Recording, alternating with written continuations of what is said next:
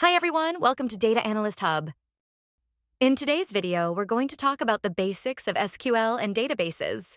I'll explain what a database is, how data is organized, and how SQL works, all in super simple terms that anyone can understand. By the end of this video, you'll have a clear idea of what databases and SQL are and how they can be used. Let's jump right in. What are databases? So, what exactly is a database? A database is a structured collection of data that is stored electronically. It can store any type of data, such as numbers, words, images, videos, and files. Think of it like a digital notebook where all your information is stored in an organized way. For example, let's imagine your school is keeping track of all its students. Instead of piles of paper with details like names, roll numbers, grades, and attendance, all of that information is saved in a database. This makes it super easy to manage, search, and retrieve the information whenever it's needed. It's efficient, it's organized, and that's why databases are used almost everywhere today. Now we'll be understanding tables in a database. Data is stored in something called tables. Now, imagine a table like a spreadsheet. It has columns and rows. Columns are like categories of information. For example, you could have columns for name, age, and email. Rows are the actual data entries. Each row represents one record. Here's an example to make it clearer. In this table, the columns are student ID, name, age, and email. Also, the first column is shown in yellow. The rows are individual student records. So the first row tells us Sarah is 18 years old, and her email is sarah@email.com. Also, the first row is shown in red. It's that simple. What is a relational database? Now let's take it a step further. What's a relational database? A relational database stores data in multiple tables, and these tables are connected using something called relationships. For example, let's say we have one table for students and another table for the courses they're taking. Now the question is, how do we connect these two tables? That's where primary keys and foreign keys come in. Now, I'll be telling you what are primary and foreign keys. A primary key is a column in a table that uniquely identifies each record.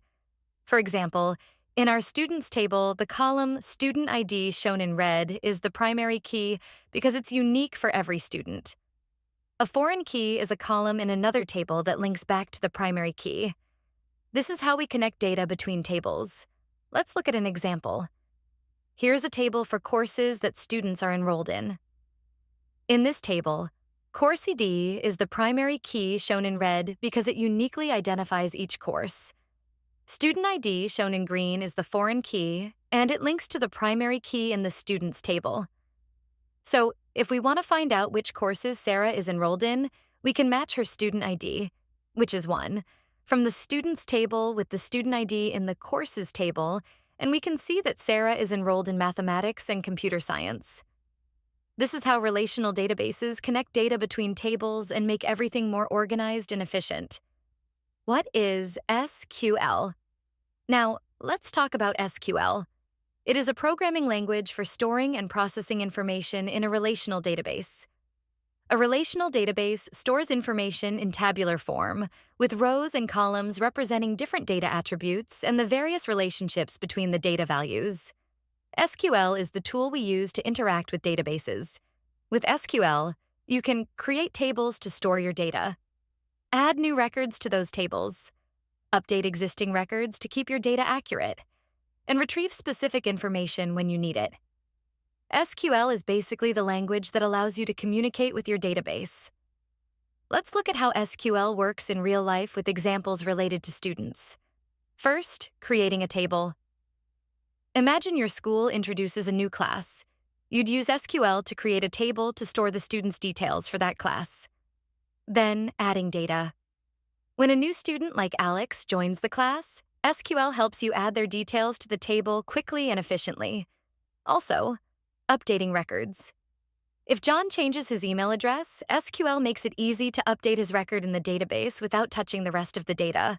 Further, retrieving information. Let's say you need a list of all students who are 18 years old.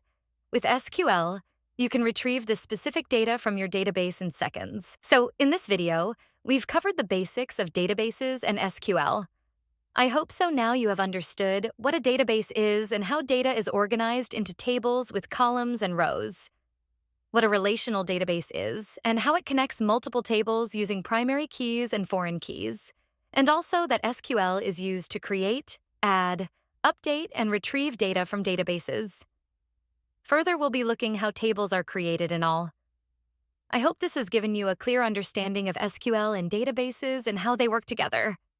In upcoming videos, we'll dive deeper into SQL and learn step by step how to create tables, how to add, update, and retrieve data using SQL queries, and even explore advanced concepts like joining multiple tables.